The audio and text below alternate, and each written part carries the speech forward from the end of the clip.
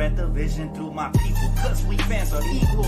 When we reach 20K subs, yeah, we gon' drop a sequel. Another Laker anthem track, watch me run it back. Got the keys to the city where my Laker jet. What up, Laker family? It's your boy DTLF back with another pregame live stream. Yes, the game is at 4:30, but I'm running around like a chicken with my head cut off, man, because I got to go get wings, pizza, and all that good stuff. So pregame coming out right now. And it turns out we just got an update right on time. Wow. Okay, I'm shocked for this one. No cap, man. Ja Morant is out for tonight's game. Wow. Yeah, that's kind of a shocker. I really thought he was going to play through the pain. They're even saying he was feeling better. Ja Morant is officially out of the ball game. That's crazy. I did not expect that at all. But listen, Darvin Ham talked about how they had two game plans, one for if Ja Morant played and one for if it didn't. So I actually think it's going to be one of those things that, they're going to step up and they're going to go even harder. So we got to double down defensively. We got to keep bringing that force. We got to keep bringing that fire. We got to make sure that we communicate in the perimeter as well. They got better at shooting with Ja Morant out because Tyus Jones can knock him down. So don't sleep on the young kid, man. This to me is the playoff version of a trap game, because if we come out here feeling like, oh, Ja Morant is out, the easy dub, we're going to lose. And we don't want to do that, right? We want to make sure we bring it from the beginning, same intensity. We got to keep that underdog mindset, right? Since we're the 7th seed. We got to act like the 7th seed. We got to play desperate on both ends of the floor. Do not let the gas off the pedal. Show no mercy. Let's go. Bring out the broom, baby, because we sweeping Teddy. Oh, my goodness. What? Raquel bringing that trash. I love it. You know what? It could happen, but tonight can go a long way, because I feel like at home we most definitely will win those games one at a time, but we got to take care of business tonight. Even though Ja Morant is out, it's still going to be, to me, this is still a coin flip game. Of course, if LeBron and AD show up, it's a wrap, right? It's a wrap. I agree with the Raquel. It could very well be a sweep or a gentleman's sweep. But let's see what happens, all right? We got to take care of business tonight. Let me tell you something. I'm going to feel so much more confident if these youngsters behind me show up and they play with the same sense of urgency they did game one, because that relieves a lot of pressure off of LeBron James and Anthony Davis offensively, and they can really focus in on the other things like playmaking, defense, rebounding, all that good stuff, right? So very excited for tonight's game. I'm very hyped, man. I feel like we should take them out first quarter, then we don't give them a chance to breathe. I mean, yeah, in an ideal world, that's going to happen, but they're going to come out swinging, guys. They're not going to lay down for nobody. Grizzlies are the 2nd overall seed for a reason, right? Even without Ja Morant, they did struggle without Ja Morant a bit, but even without him, I still expect them to put up somewhat of a fight. But you're right. If we could pounce on him early on, then we have a great chance, man. We have a great chance of really sending that message and finishing them off, right? But I will say this, Jaren Jackson Jr., I do not want to see this man go off for 30 again tonight. Darvin Ham, this is on you. You got to make the adjustment. You got to play the backup big men. Please do not let Rui or Wenyen get cooked by JJ, who is the defensive player of the year. Listen, we have the real defensive player of the year. I want AD to come out here with a chip on his shoulder, and I want him to let him know who the real defensive player of the year is, right, tonight. I mean, he already showed him game one, really. But tonight, I want him to put a stamp on that, and I want him to just obliterate him. I would like to see AD on JJ most of the game, right? Jaren Jackson Jr., Triple J. So D'Lo needs to show out if Jones is their main scorer. Sorry, that's sorcerer. Scorer. D'Angelo Russell, to me, is the type of player that the Lakers been needing, because he's such a floor general, right? I love it when he pulls up in transition, when they're not really guarding him, the defense is dropping back. To me, that's when he's at his best. And then at times when they do step up to try to guard the 3-point line, he takes it off the dribble, he can get all the way to the rim, or he can, dribble, drive, penetrate, kick it out to some wide open shooters. I mean, he's a very high basketball IQ player. But with Ja Morant being out, you got to watch out for Tyus Jones. He's extremely quick. He's a better shooter than Ja Morant from the 3-point range, so they're going to be able to floor space. We got to make sure we're communicating, switching off of the screens. They run a lot of screens, okay? A lot of pick and pops and stuff like that. We got to make sure we're on point from the perimeter on in. Now, we know AD is going to lock up the paint. We know Vanderbilt is going to do his part. My question to you guys is, now that Ja Morant is out, who do we put Vanderbilt on? Do we put him on Desmond Bane, or do we put him on, who do we put him on? That I'm curious, right? To me personally, the way I see it, whoever is having a hot hand coming out early, that's who you want to see Ja Morant on. But bottom line is this, guys. The team have a golden opportunity to take full momentum, right? Full momentum in this game. If we come out here and we win in double-digit fashion, I think it sends a message. It sends a message to this younger, cocky, arrogant squad that we're not playing no games. We mean business. Postseason for the Lakers is different. Listen, LeBron James, this could be one of his final years as a title shot, unless obviously he goes to another super team. But on the Lakers, now I'm not saying it will be. Obviously, the Lakers are building something spectacular with Rui, with Austin Reeves. Obviously, AD still in his prime. If he's healthy, he's phenomenal. But I'm saying, LeBron James, Father Time's undefeated. It's knocking on the door. You can slowly but surely start seeing his offensive game start, slowing down a bit. But this is the playoffs. I still expect him to go all out, and he's a masterful player as far as playmaking goes. As far as when he uses his burst of speed and athleticism to block shots, get rebounds, and stuff like that. So my confidence in him is at an all-time high. I think LeBron James is that guy who's going to lead us to another title. But he has to take this year as if it's the final opportunity. You never know. Injuries in the future, trades, all kinds of things can happen. And I would love to see LeBron and the Lakers get another title. But yeah, listen, bottom line is this.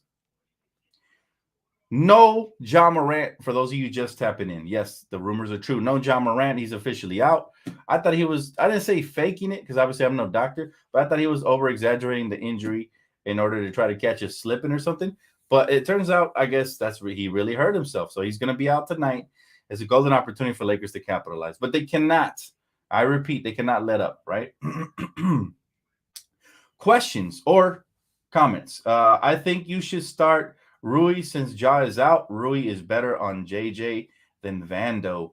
I think you have to match AD with him, right? At first. Now, if he gets in foul trouble, now you go to your bench. Now you go to your bench depth and your rotations and all that good stuff. But it's playoff basketball, baby. I want to see AD versus JJ. I want to see the best going up against the best, right? And my goal for the Lakers is to try to hold him under 25. If we can do that, we're running away with this game.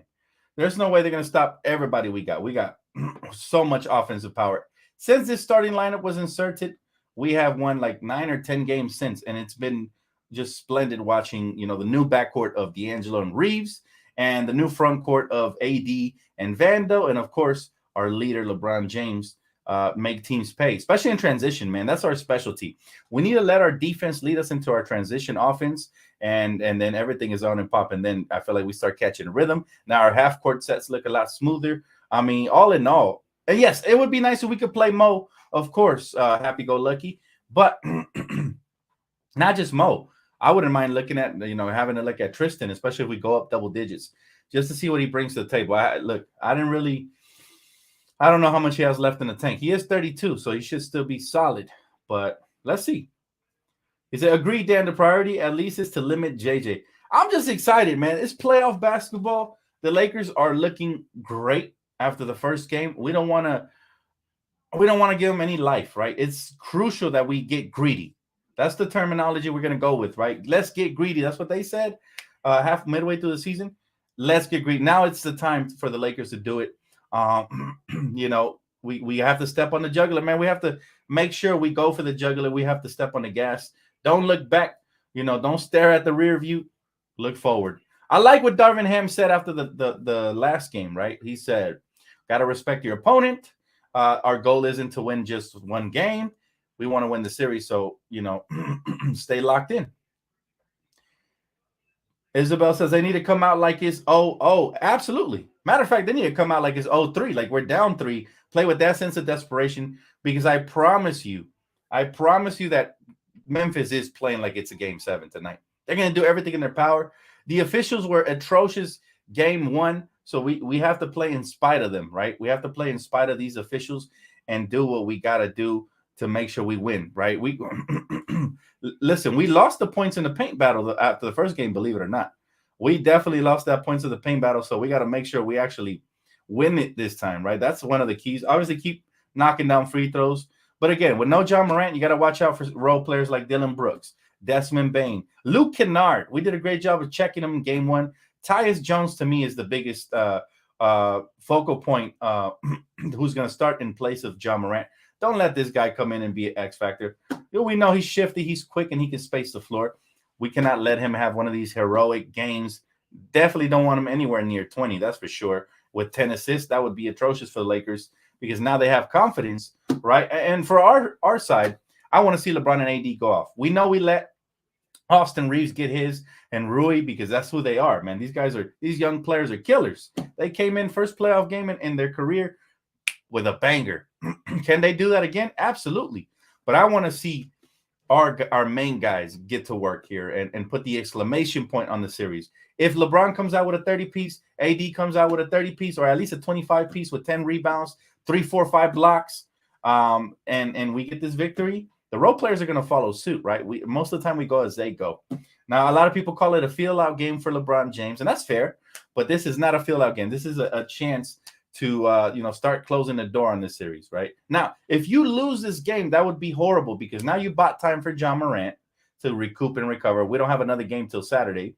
Now you got them confident heading back to our house thinking, hey, we love LA, so we're going to play there and we're going to get at least one win. We don't want to make this a series. We want to end it as quick as possible, get ready for the next opponent. So tonight is crucial, man. With John Morant out, we have to capitalize on that. There's been games during the regular season when other teams have been missing their main guys and the Lakers still found a way to either lose it or it had to go into overtime like it did with Utah. So we don't want to do that. I want to see that killer mentality come out from the beginning. We want to set the tone. We want to do the right things to jump on these guys and let them know, hey, don't even think about it, right?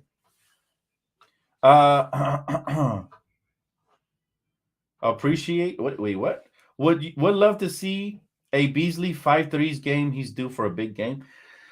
Man, right now his confidence has been shook, man. He has like one good game every 5 or 6. So I'm not sure if he's going to show out today. I'd love it as well, man. I mean, anybody who steps up. The beautiful thing about having depth is you just never know who's going to step up, right? Dennis was sensational in the play-in game, right, versus Minnesota. And the last game, it was Rui and Reeves.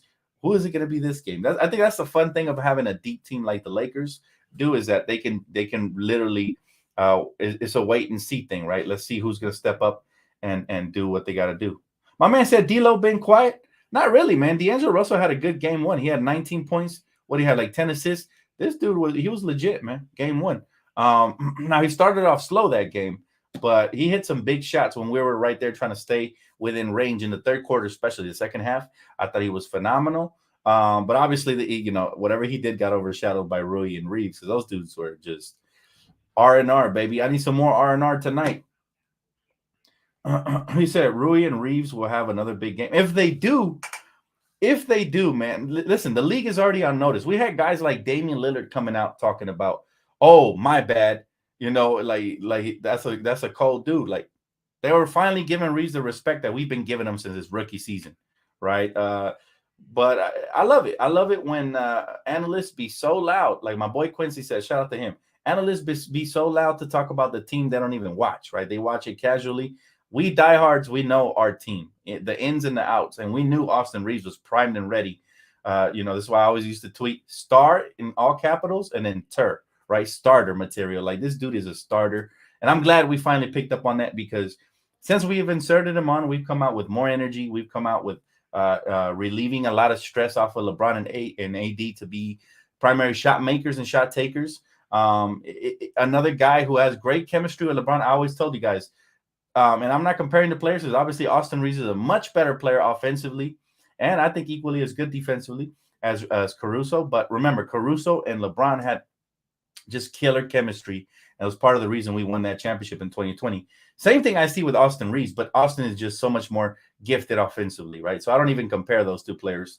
I think the only thing they used to compare those two players for was the fact that they were both white. But other than that, I mean, Reeves has a little bit of Nash, a little bit of Pistol Pete in him. I mean, he has a little bit of Manu Ginobili. He has a little bit from everywhere, and it should be fun. Dan, Lakers Kings up next. You know what? Hey, man, be careful what you wish for, man. I know you're a diehard Kings fan, but be careful what you wish for. My Lakers are primed and ready this year, and it doesn't matter who's up front. But yeah, it's looking likely like your key. If they can capitalize Game 3, right, with no Draymond, they can capitalize off of that. Then definitely, I think it will be Lakers Kings. But I don't want to listen. Curry's a bad dude, man. Look, I don't like him, but I respect him. I know what he can do. Klay Thompson can show up all of a sudden. Jordan Poole has been trash in that series. I think that's something that hasn't really been talked about very much. But yeah, Jordan Poole has been non-existent, and it's looking like they made a mistake giving him that big ass contract. Like, he's a good regular season player and he's good for patent stats. But this is why you have to be careful with certain players. Certain players, they put up big numbers but don't impact the game. And that's Jordan Poole. It's very few games that the dude has said that the dude has taken over in the postseason. Yeah, Malik Monk was running laps around Jordan Poole. Facts. And you guys got him on a very cheap bargain contract. What was it, like 10 mil? Man, too bad we couldn't afford him. But yeah, I wanted him back here for sure. He's one of my favorite players from Kentucky. Him and Fox have been awesome. But back to the Lakers, man. Keys to tonight's game. Feed the beast. Same keys as the last game, right? Anthony Davis, let's play through him. Let's try to get him to 30 points, at least 25. I need my man taking 20 shots per game, all right? No less than that, all right? As much as I love LeBron, I want to play through Anthony Davis because he is the highest, most efficient player in the paint that we have on this roster, especially when he has it going. So feed the beast, play through Anthony Davis, get Triple J in foul trouble, all right? Show the world he's not really Defensive Player of the Year. I want AD to come out here and say, you know what? Defensive Player of the Year? I didn't even get a vote. All right, I'm going to show you how much you're not the Defensive Player of the Year and drop a big-ass game on him. That would be just such a statement, right? And then on the other end, I want him to get 3 to 4 blocks. I know I'm asking a lot because usually, you save up your energy for defense or offense, but I believe in AD, man. I've always have. When people ask me, why don't you want to trade him? This is why, right? This is why I say it would take a king's ransom to get AD off of the Lakers if I'm the front office, because there's not a lot of players like him in the league that can impact the game on both sides of the floor, right? So I want to see that type of game tonight from AD. He was already splendid. I have zero complaints about AD after game 1. 7 blocks. Sheesh. Talk about just a monster. Loch Ness, right? The Loch Ness monster. You get it? Loch Ness? That's what he is, man. As far as LeBron James, I want to see a more efficient offensive game. He had 5 turnovers the last one. That's about the only thing I can complain about his game. I mean, defensively, he was locked and had 3 blocks. He was getting his teammates involved. Happy with all that. Just the turnovers. You're the leader of our team. I want to see 3 or less from you.